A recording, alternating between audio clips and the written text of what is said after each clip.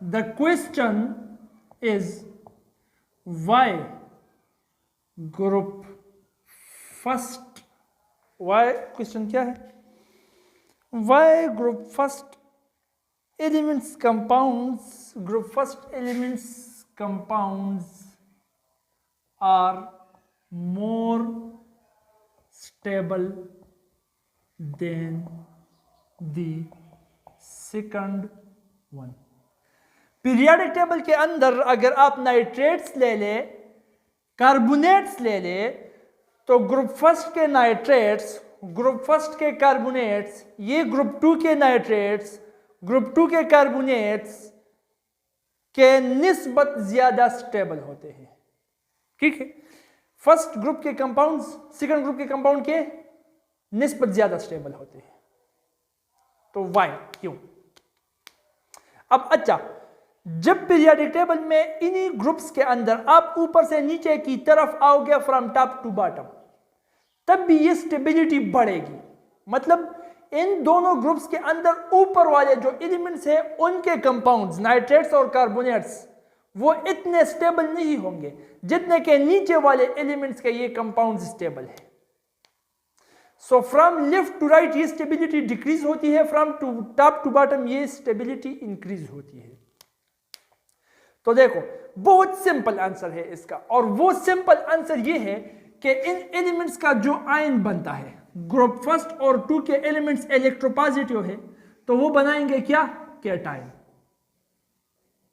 ठीक है ना, सोडियम एक इलेक्ट्रॉन देगा, सोडियम प्लस बनाएगा, कैल्शियम 2 इलेक्ट्रॉन देगा, कैल्शियम डबल प्लस बनाएगा, लिथियम भी 1 इलेक्ट्रॉन देगा, लिथियम प्लस बनाएगा, मैग्नीशियम 2 इलेक्ट्रॉन देगा, मैग्नीशियम डबल प्लस बनाएगा। इसी तरह से कैटायन ये बनाते हैं, ये ग्रुप फर्स्ट और सेकंड, ग्रुप सेकंड के एलिमेंट्स।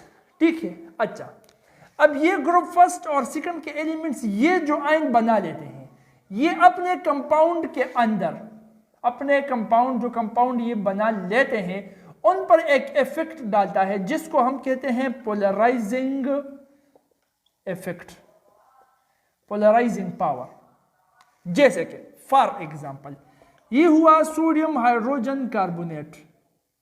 ठीक है, अब ये सोडियम, इसके अंदर ये एबिलिटी, ये इफेक्ट पोलराइजिंग पावर ये मौजूद है, और वो ये है कि ये इस पोलराइजिंग इफेक्ट को इस्तेमाल करते हुए इस कंपाउंड को स्प्लिट अप कर ले, खुद भी इससे जुदा हो जाए, हाइड्रोजन और कार्बोनेट को भी आपस में जुदा कर दे। इस आयन के इस पावर को हम पोलराइजिंग पावर, इस असर को पोलराइजिंग इफेक्ट कहते हैं। ये इन तमाम कैटायंस के अंदर होता है। यहां तक बात समझ में आ गई? अच्छा, अब ये पोलराइजिंग इफेक्ट, ये polarising power is inversely related to the atomic radius. मतलब जितना एटॉमिक रेडियस बढ़ेगा पोलराइजिंग इफेक्ट कम होगा, जितना एटॉमिक रेडियस कम होगा पोलराइजिंग इफेक्ट बढ़ेगा। अच्छा, अब इसी पोलराइजिंग पावर की, इसी पोलराइजिंग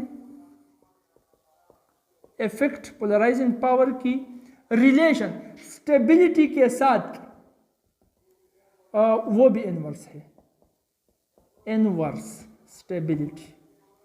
मतलब जितना पोलराइजिंग इफेक्ट बढ़ेगा उतनी ही स्टेबिलिटी कम होगी। क्योंकि देखो, अगर इसकी पोलराइजिंग पावर ज्यादा है तो ये तो इस कंपाउंड्स को सेकंड्स के अंदर स्प्लिट कर देगा, हाइड्रोजन कार्बोनेट और खुद को तमाम को जुदा जुदा कर देगा, चीर पाड़ कर देगा। ठीक है,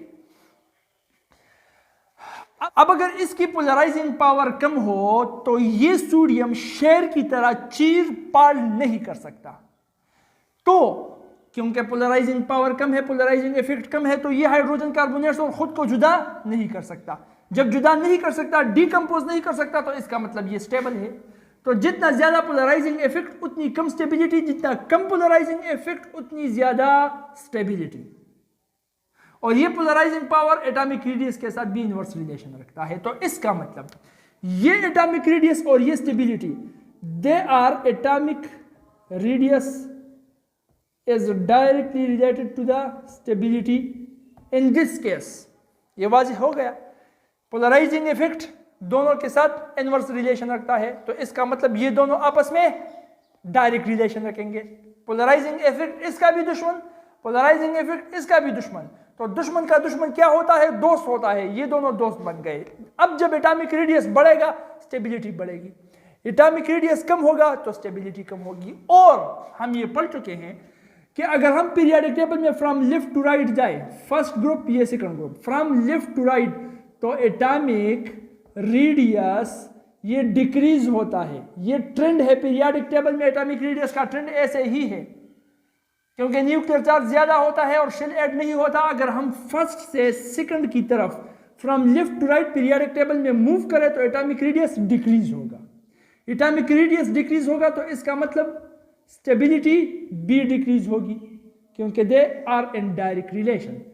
स्टेबिलिटी डिक्रीज होगी, इसका मतलब ये ग्रुप सेकंड का एलिमेंट्स, इनके जो कंपाउंड्स हैं वो लेस स्टेबल होंगे ग्रुप फर्स्ट के मुकाबले में, वो ज्यादा स्टेबल होंगे। और इसी तरह ग्रुप में फ्रॉम टॉप टू बॉटम अगर हम आएंगे तो एटॉमिक रेडियस, क्योंकि शेल्स ऐड हो रहे हैं तो एटॉमिक रेडियस उसमें इंक्रीज आएगा, एटॉमिक रेडियस में इंक्रीज आएगा। अब जब एटॉमिक रेडियस में इंक्रीज आएगा तो इसका मतलब स्टेबिलिटी, चूंकि डायरेक्ट रिलेशन एटॉमिक रेडियस के साथ रखती है तो स्टेबिलिटी में भी इंक्रीज आएगा। तो from top to bottom stability increase होगी। नीचे वाले जो एलिमेंट्स है वो ऊपर वाले एलिमेंट्स के निस्बत ज्यादा स्टेबल होंगे। लेफ्ट साइड के पीरियोडिक टेबल में जो एलिमेंट्स है वो राइट वाले एलिमेंट्स के निस्बत ज्यादा स्टेबल होंगे। अगर पोलराइजिंग इफेक्ट को हम इन कंसिडरेशन ले लें, जिस तरह के इन कंसिडरेशन हम इसको नाइट्रेट्स और कार्बोनेट्स के कंपाउंड्स में लेते हैं, यहां पर यह बात मैंने इसलिए की कि हम नाइट्रेट्स और कार्बोनेट्स को एक्सप्लेन कर रहे हैं। बात